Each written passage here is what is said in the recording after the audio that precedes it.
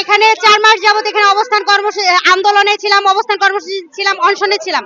এখন মাননীয় সচিব ম্যাডাম আমাদেরকে আশ্বস্ত করেছেন যে উনি আমাদের ব্যাপারটা রবি সোমবারে দেখবেন। তো এখন আমরা সে আস্থাকে বিশ্বাসে রেখে আমরা সবাই এখানে একত্রিত হয়েছি যে ম্যাডাম আমাদের মায়ের মতো, তিনি আমাদেরকে ঘরে ফেরার ব্যবস্থা করবেন, সে আশ্বাসে আমরা এখন এখানে আছি। আমরা আশা রাখছি অবশ্যই যে আমরা এতদিনে কষ্ট করেছি, সেই কষ্টের পরে এখন আমরা হাসি মুখে সনদ হাতে নিয়ে ঘরে ফিরতে পারবো। এটা আমাদের সাথে বৈষম্য করা হয়েছে, তারা বলছে অনেক কিছুই, কিন্তু তারা তো তাদের থেকে বলবে, কিন্তু আমরা যেটা বাস্তবতা সামনে নিয়ে আসছি সেটা হচ্ছে যে অনেক ভাইবা বোর্ডে অনেক পরীক্ষক ছিলেন, তারা জানতেনই না যে আমাদের কোন বিষয়ে ভাইবা নেওয়া হবে, আমরা কোন সাবজেক্টে ভাইবা নিতে গিয়েছি। অনেকে আছে যে এরকম যে ওনারা মোবাইল দেখে আমাদেরকে উদ্ভট কিছু প্রশ্ন করেছেন, যে প্রশ্ন উত্তর পরীক্ষক নিজেও জানতেন না।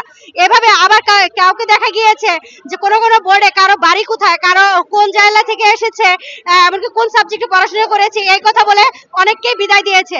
আর অনেকে আছে যে 10টার মাঝে 10টা প্রশ্নের উত্তর সঠিকভাবে দেওয়ার পরেও আমাদেরকে উত্তীর্ণ করা হয়নি, যেখানে আমাদেরকে সনদ দেওয়া হয়েছিল রিটেন মার্ক অনুযায়ী, ভাইবার কোনো নাম্বার সেখানে যোগ হয়নি।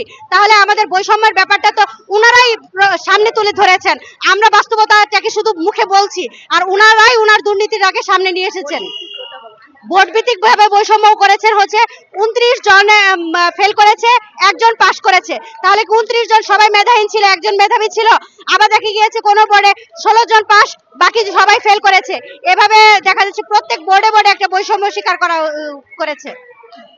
আজকে এবং আগামী কালকের মধ্যে যদি আমাদের দাবি আদায় না হয়, তাহলে আমাদের হয় সামনে আছে হচ্ছে সনদ, আর পেছনে আছে মৃত্যু।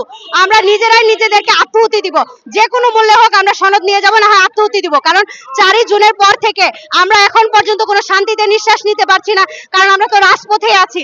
রাজপথের গরম, ঘাম, রোদ, বৃষ্টি সবকিছুকে সাথে নিয়ে আমরা এখন পর্যন্ত আছি, যেটার বাস্তব প্রমাণ মিডিয়ারাই তাদের সংবাদপত্র এমনকি তাদের টেলিভিশন চ্যানেলগুলোকে সরবরাহ করছে।